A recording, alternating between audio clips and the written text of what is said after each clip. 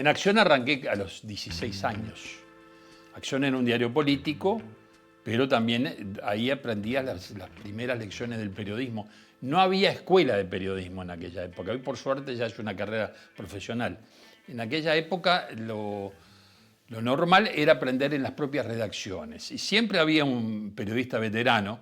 En mi caso, yo tuve el privilegio de que ese periodista veterano fuera Francisco Luis Llano, que había sido el creador de Clarín en Argentina y luego vino a trabajar en Acción, un gran periodista de ambas orillas.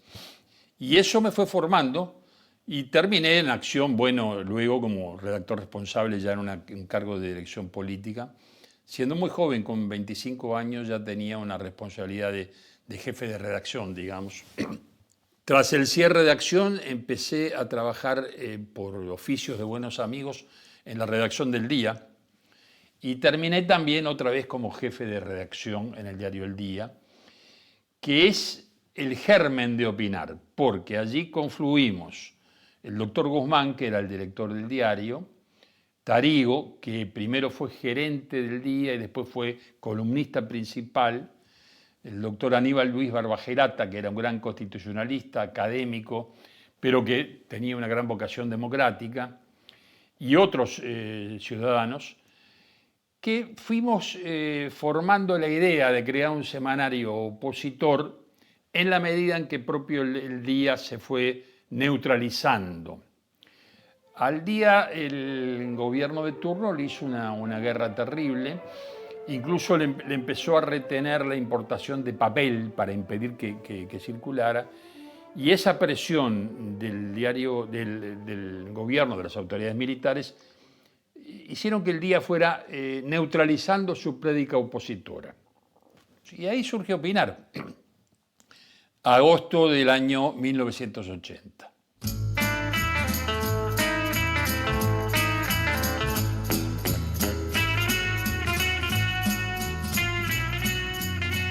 Desde que empieza a Opinar, colaboro indirectamente, o sea, colaboro desde el Día. Había muchas notas que en ese marco no se podían publicar en el Día, o sea, los diarios había un juego extraño de la dictadura. Era como que por un lado los semanarios les pegaban muy fuerte, pero a su vez les dejaban algún juego que a los diarios no les dejaban. O sea, había noticias que en los diarios era imposible publicar porque era un cierre automático y bueno, había una responsabilidad muy grande también de quienes dirigían los diarios, porque en el caso del Día, por ejemplo, había 700 funcionarios, o sea, más allá de lo que podía ser el castigo, la cárcel o cosas peores que le podían pasar a quienes estaban al frente de los diarios, también una responsabilidad social, había todo un equipo de trabajo atrás que había que cuidarlo. En el caso de los semanarios eso era más relativo, porque en el caso de Opinar, por ejemplo, era bastante artesanal, o sea, la mayoría eran colaboradores que venían o de la academia o de la política, pero digamos no era un ejercicio reciente, había grandes figuras, muy buenas plumas, pero el trabajo periodístico propiamente dicho eran pocas y era bastante voluntario también al principio, después se fue profesionalizando un poco más.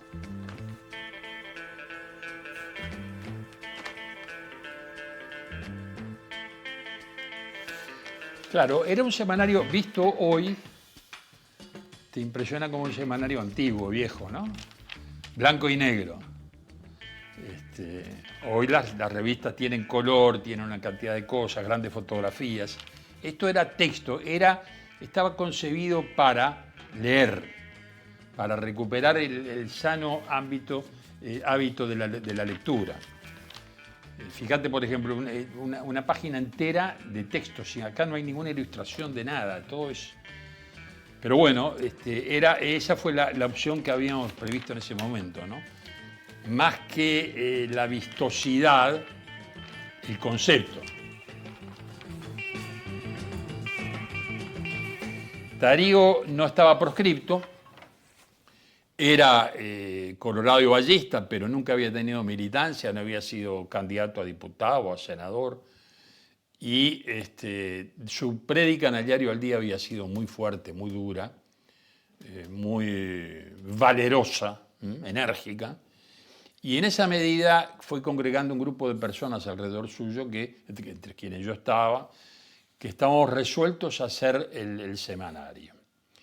Y Tarigo tuvo la resolución formidable. El primer número del semanario sale y impreso en la planta editorial del diario El País, porque Tarigo era abogado del País y tenía vínculos en El País, y nos hicieron un precio muy razonable para la impresión del semanario.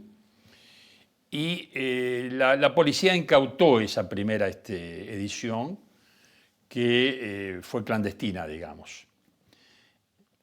Yo miro 40 años atrás, ¿no? El motivo de la incautación fue que en la planilla de redactores figuraba Gloria, el motivo invocado, lo que nos dijeron la semana siguiente, Gloria Levy, que era muy amiga mía, era crítica de teatro, y la ofensa de la policía es que Gloria Levy era socialista. Sí, que sea lo que sea, pero ella va a escribir de teatro. No lo entendieron, por ese motivo incautan la edición del semanario. Y a la semana siguiente nos permiten salir porque Tarigo fue a hablar con el general Raimúndez, que era un general aperturista que integraba la COMASPO, Comisión de Asuntos Políticos de los militares y no sé cuánto.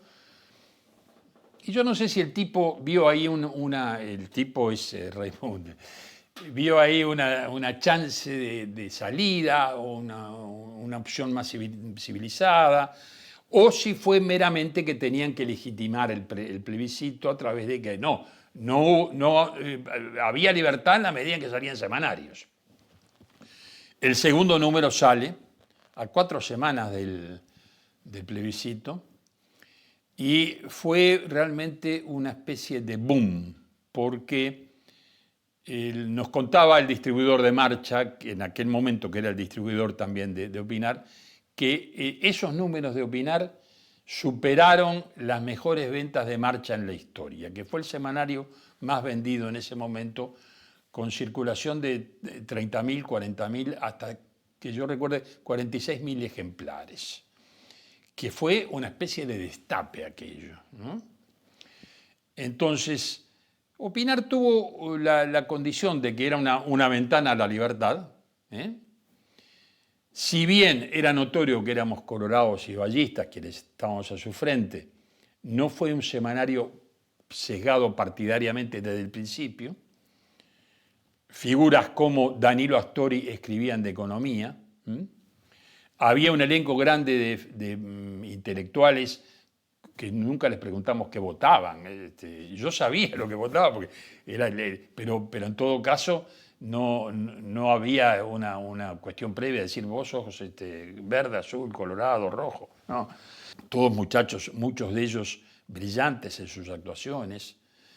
Por ejemplo, tiene mucho que ver con la personalidad de Opinar el dibujo increíble de Jorge Satut.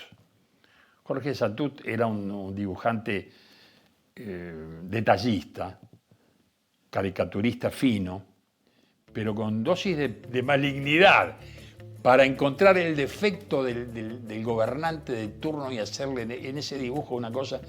Yo tengo la convicción de que las caricaturas de Satut muchas veces provocaron en el gobierno reacciones autoritarias de cierre de semanarios y de clausuras y de cosas, mucho más que por un editorial de Tarigo, por la caricatura de Satut, que tenía gran fuerza de comunicación.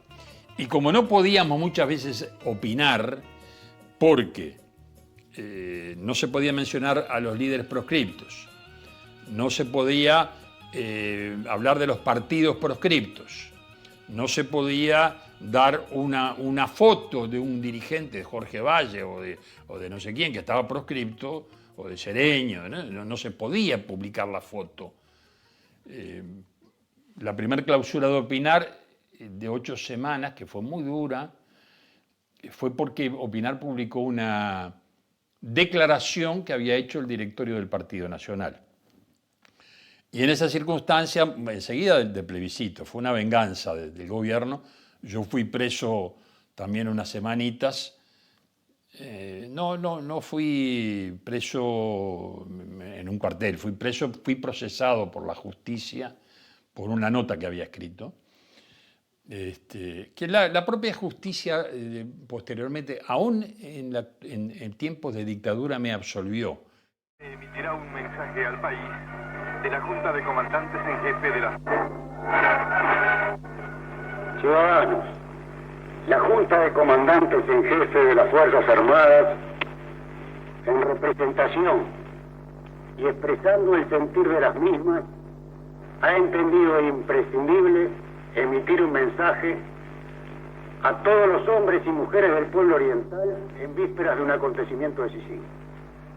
Les decimos que, en realidad, con su voto negativo, le están impidiendo al proceso cívico-militar concretar los objetivos fijados.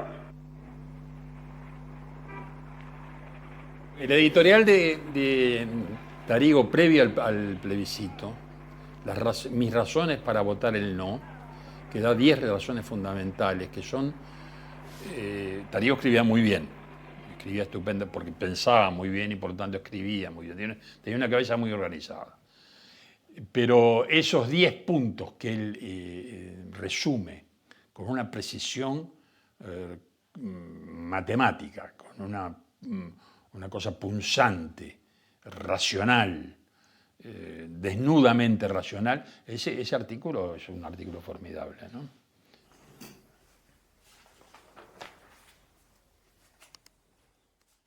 Este es el editorial que te decía de Tarigo, mis muchas razones para el no. El 27 de noviembre de 1980, jueves, que es el previo al domingo famoso, que es ese editorial que él resume en forma concisa y con su energía las razones para votar por no. Creo en la libertad como valor superior del hombre civilizado. Entonces, bueno, todo eso, ¿no? Este fue un formidable editorial. Y culmina su oración con una frase muy, muy famosa entre los colorados, arriba los corazones, que es una expresión del latín que recuperó Baltasar Brum cuando murió Valle Ordóñez en 1929. Sale el cajón en el Palacio Legislativo y la muchedumbre estaba muy apesadumbrada, y él, Baltasar Brum, sale y grita arriba los corazones. Y eso quedó incorporado a la liturgia colorada siempre, ¿no? Cuando estamos mal, decimos arriba los corazones y nos ponemos contentos.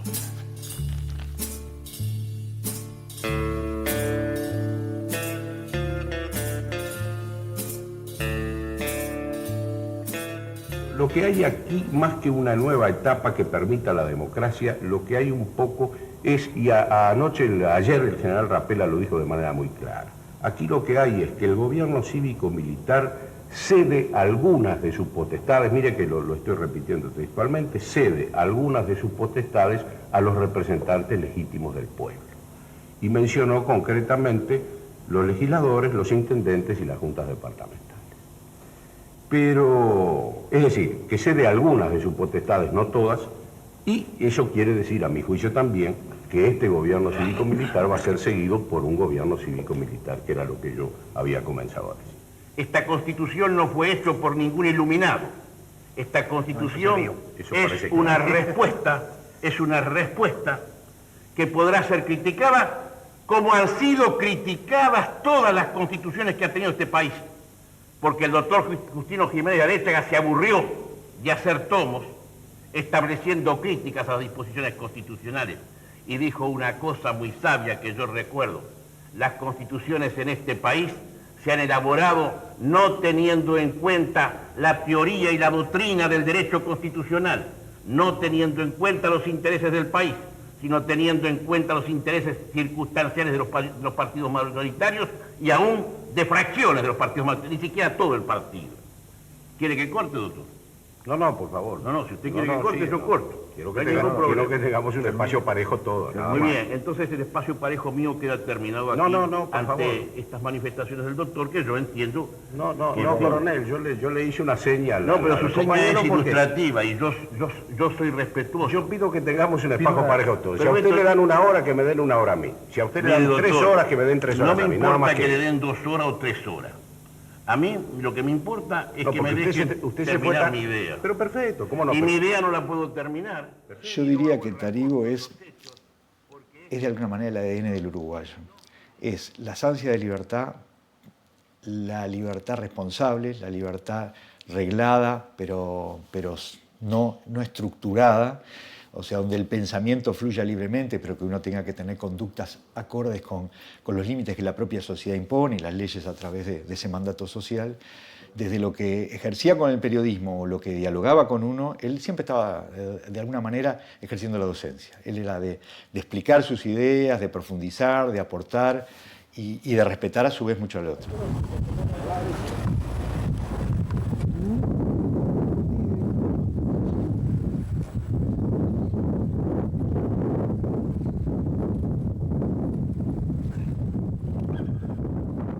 ¿Tan encontradas están las posiciones de los partidos políticos y de las Fuerzas Armadas? Yo creo que no hay ductilidad necesaria de parte de las Fuerzas Armadas. Creo que los partidos hemos traído una u otra fórmula, hemos cambiado, hemos sugerido. Nos encontramos con algunas posiciones de las Fuerzas Armadas que parecería que son así, de esa manera, y que no se pueden variar. Las clausuras en sí mismas no tenían ninguna objetividad. Podía haber un reglamento de clausuras. Entonces, si usted dice que el señor coronel fulano es tal cosa, queda clausurado. No, la clausura dependía del humor de turno del coronel de turno. Entonces, tenían que ver más bien con las cuestiones políticas de los partidos. Entonces, había que esa semana, ¿no? Y con las internas de los militares, que eran internas pesadas, porque había un ala más regresiva y un ala un poquito más aperturista, que con la objetividad misma del asunto. Entonces, nos clausuraron en enero, no sé por qué, y Tarigo sacó una hoja que le llamó el Samizdat uruguayo, la imprimió y la repartió en la plaza Cagancha.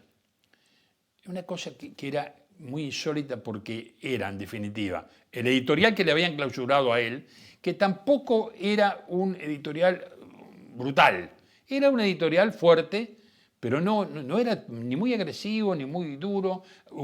Publicamos editoriales más duros que ese. Repitió el editorial y lo repartía en la Plaza Cagancha. Y eso significó un revuelo infernal por el gesto, ¿no? El Samizdat era precisamente una hoja clandestina que los opositores a la Unión Soviética repartían entre sí. Y ese fue el nombre que él le puso en ese momento, haciendo una analogía que no sé si es muy correcta desde el punto de vista histórico, pero periodísticamente y políticamente tuvo efecto. Fue fuerte el asunto.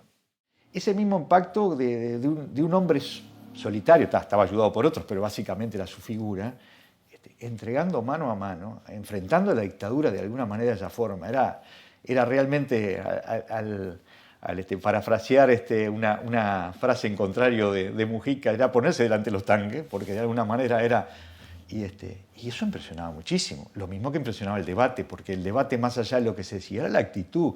Se estaba poniendo la cara frente a la dictadura con total serenidad, pero firmeza. O sea, eso a la gente, de alguna manera, la movilizaba.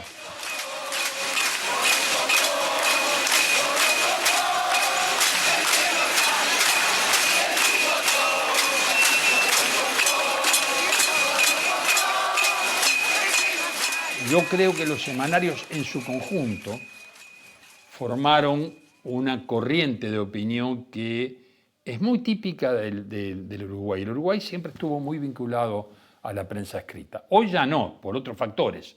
Hoy tenemos los medios colectivos, tenemos los celulares, la sociedad ha cambiado mucho. Pero la sociedad uruguaya se hizo en torno a los grandes diarios. La historia política del Uruguay está vinculada a la prensa, indudablemente, en todo el siglo XIX y principalmente en el siglo XX. La sociedad de Valle Ordóñez con la prensa hace que inevitablemente la prensa uruguaya esté impregnada de un valor político y partidario muy importante, que quizás no se da en otros países. En Uruguay, de hecho, no hay diarios separados de la vida partidaria. Los diarios son o fueron expresión de corrientes ideológicas y políticas muy importantes.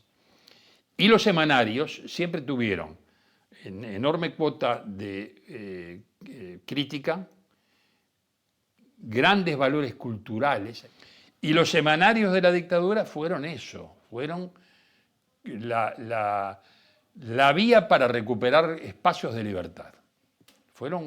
Los partidos no tenían esos espacios, no podían dar sus opiniones, y bueno, la gente lo hizo a través de los semanarios.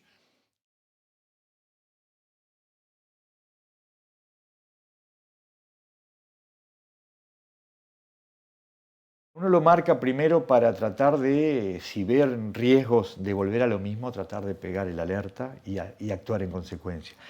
Y también para haberse hecho la piel dura, porque a todos los que vivimos eso, fuera en la militancia estudiantil, fuera en la militancia sindical, fuera en el periodismo, fuera en la política, a todos de alguna manera nos curtió de una forma muy especial. Hoy yo miro a muchos de los políticos de generaciones más recientes, y se rasgan las vestiduras por temas que para nosotros, si lo mirábamos en aquel momento, eran irrisorios, o sea, eran como para hacer una comedia.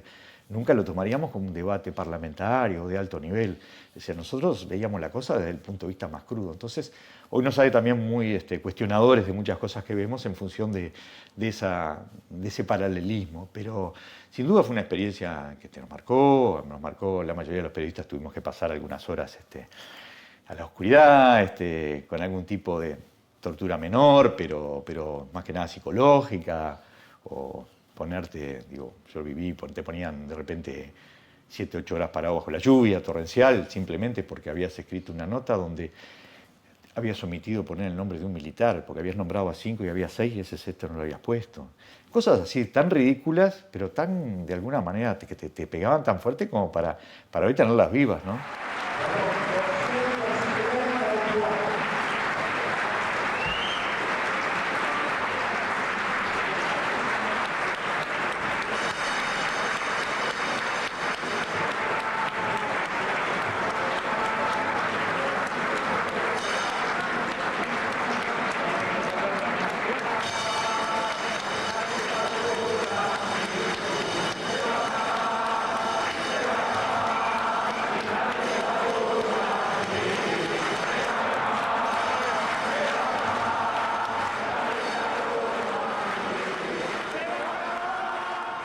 Usted, que todavía no ha decidido su voto, piense en la lista 85. Gente joven y responsable que ha cumplido con su deber a lo largo de estos 5 años sin estridencias ni claudicaciones. Fueron los mejores años de mi vida, años de lucha, pero también de apertura, sintiendo que la apertura estaba cerca, ¿no? Todo el trayecto de la salida del año 80 al año 84 es, para quienes la vivimos muy, muy de cerca, una cosa de hora por hora. Estamos ahora viendo, salimos, no salimos, cómo es esto, cómo vamos. Entonces, quizás le agregue al relato objetivo esa pasión de mis recuerdos, porque fueron años pasionales, fueron años muy intensos. Los mejores años de la vida, sin duda. Desde ese punto de vista, digamos, de la lucha cívica.